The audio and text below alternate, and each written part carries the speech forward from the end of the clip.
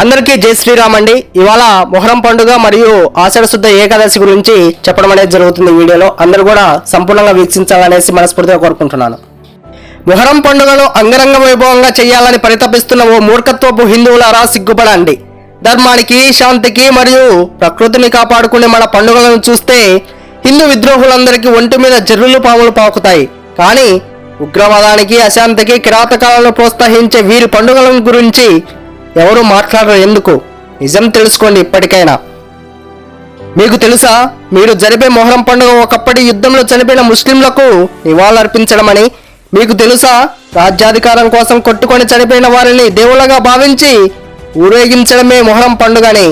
మీరు అందరూ యుద్ధంలో చనిపోయిన వారి కోసం పండుగలా జరుపుకోవాలనుకుంటే మన భారతీయులు ఎందరో స్వాతంత్ర సమరంలో పాల్గొని వీరమరణం చెందారు. వాళ్ళను కూడా దేవుళ్ళగా భావించి ప్రతిరోజు పండుగ చేసుకోవాలి కదా. వాస్తవం తెలియకుండా మీరంతా నిజాంల పాలనలో మనపై రుద్దిన ఈ కిరాతక పండుగలను చేయడం మనకు అవసరమా? మీరు అంతా నిజమైన హిందువులు అయితే ఈ మొహరం పండుగకు దూరంగా ఉండండి. అదేవిధంగా మన హైందవ సాంప్రదాయంలో 24 ఏకాదశులలో ఒకటైన తొలి ఆషాఢ శుద్ధ ఏకాదశి జూలై 15 రావడం మన అందరి అదృష్టం.